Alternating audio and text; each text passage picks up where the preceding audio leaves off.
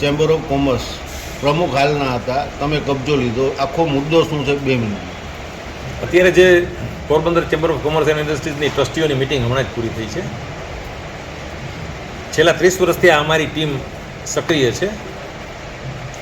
જિજ્ઞેશભાઈને માત્ર 1 વર્ષ માટે જે તે વખતે બેસાડવાની વાત હતી.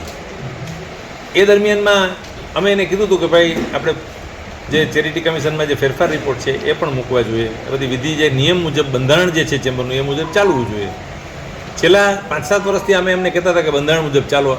આપ પણ બધા સાક્ષી છો કે જનરલ મિટિંગમાં પણ અમે એમનું ધ્યાન દોર્યું હતું, પણ ત્યારબાદ કોઈ જાતનો પ્રત્યુત્તર મળતો નહોતો. ચેરિટીમાંથી જે કંઈ ગતિવિધિઓ એ લોકોએ ગેરવહીવટ કર્યો છે એની જવાબદારી સ્વાભાવિક છે કે અમારી ટીમનું ત્યાં હોય નામ, એટલે સ્વાભાવિક છે કે અમારું બોલતું હોય. અમે આજે ટ્રસ્ટી હતા, ગઈકાલે હતા અને આવતીકાલે અમે ટ્રસ્ટી રહેવાના છીએ. ચેમ્બર ઓફ કોમર્સનું આ ટ્રસ્ટ જે છે એ અમે લોકોએ ઘણા બધા મિત્રોની ઈચ્છા નહોતી, આજે બધા અત્યારે વિરોધ કરે છે એની ઈચ્છા નહોતી. અહીંયા મલ્ટીપ્લેક્સ સિનેમા બનાવવાનું પણ આયોજન હતું. આ ટ્રસ્ટ થયા પછી આ કંઈ શક્ય નથી બન્યું, પણ એ દરમિયાનમાં બીજી ઘણી બધી આવકો અહીં ચાલુ થઈ ગઈ હતી. અહીંયા જે પ્રવૃત્તિઓ ચાલતી હતી એ વેપાર અને ઉદ્યોગની પ્રવૃત્તિ નહોતી, એટલે એ વ્યવસ્થિત કરવા માટે અમે થોડા વખતથી આ પ્રયત્ન કરતા હતા. ચેરિટીમાં પણ અમે ઘણી બધી રજૂઆતો કરેલી જ છે. એ રજૂઆતના અનુસંધાને અમારી પાસે થોડા ડોક્યુમેન્ટ્સ એમને માંગ્યા હતા. ટ્રસ્ટી તરીકે પ્રમુખ ટ્રસ્ટી હું છું એટલે મને નોટિસ આવે, સ્વાભાવિક છે. એ ડોક્યુમેન્ટ્સ લેવા માટે હું વારંવાર અહીં આવતો હતો. મારી ઓફિશિયલી મિટિંગ હોય ત્યારે આવવાનું હોય, આપી દેશું એ વાતો થતી હતી, પણ ક્યારેય કોઈ ડોક્યુમેન્ટ કોઈને સુપ્રત કરવામાં આવ્યા નથી. ઓડિટર જે છે એ પણ આમાં 3-4 બદલી ગયા છે. તો એ 3-4 ઓડિટર બદલતા હોય તો સ્વાભાવિક છે કે એકાઉન્ટ્સમાં થોડી ક્યાંય તકલીફ હોય, જેને લીધે એ મંજૂર ન થતા હોય, જેથી એમનો ફેરફાર રિપોર્ટ મંજૂર ન થાય. ચેમ્બરના બંધારણમાં આ હોલ જેમને બનાવ્યો છે, નાનજી કાલિદાસ મહેતા પરિવાર પણ 3 વર્ષથી વધારે કોઈ પ્રમુખ તરીકે રહેતા નહોતા. અહીંયા બધાને વારો આપવાનો હોય. આ એક રિલે રેસ છે. આના નવી ટીમ તૈયાર થાય, નવા ઉદ્યોગો, નવું વિચાર અને નવું વિઝન આવે એવું એક આયોજન કરવાનું છે. મેં ભૂતકાળમાં પણ કીધું હતું કે છેલ્લા થોડા સમયથી અહીં સ્થળો કેન્સર થઈ ગયું છે. એ કેન્સર કાપવું જરૂરી હતું.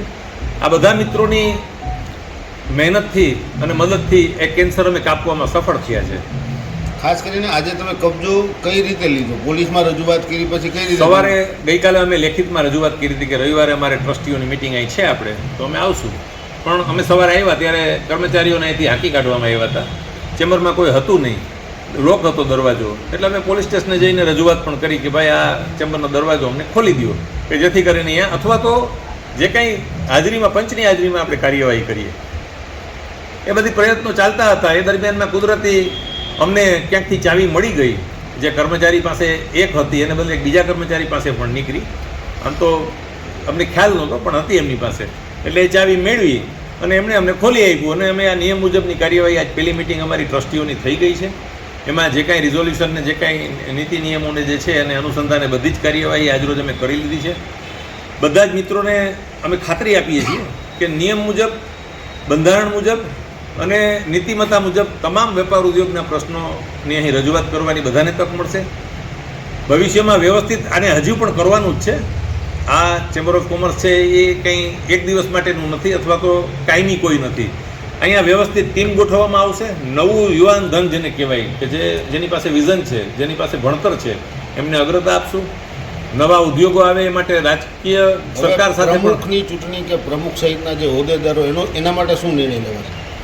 જે ચેરિટી કમિશનરની સૂચના મુજબ અને એમના આદેશ મુજબ જે કંઈ કરવાનું થતું હશે એ નિયમ અનુસાર બધી જ કાર્યવાહી થશે. હાલના જે પ્રમુખ છે અને જે કારોબારી સભ્ય છે એની શું સ્થિતિ રહેશે? ખરેખર જોવા જાવ તો હાલના કોઈ પ્રમુખ હતા જ નહીં. હાલમાં કોઈ કારોબારી સમિતિ હતી જ નહીં.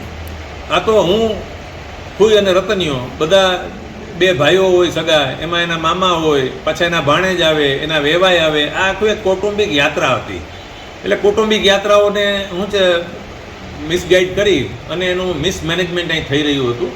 એ મિસમેનેજ હવે નહીં થાય. વ્યવસ્થિત આયોજન તબક્કાવાર બધા થશે. વેપાર અને ઉદ્યોગની પ્રવૃત્તિઓને અગ્રતા આપવામાં આવશે. નવા વેપારીઓના નામ એડ કરવામાં આવશે કે છે જૂના રદ કરવામાં આવશે? કઈ રીતે છે? હવે એ એક આખી ટ્રસ્ટીઓની મિટિંગ મળશે અને ટ્રસ્ટીઓની મિટિંગ મુજબ જે કંઈ નક્કી કરવામાં આવશે એ આગામી દિવસોમાં તમારા માધ્યમથી અમે વેપારીઓને પહોંચતી કરશું.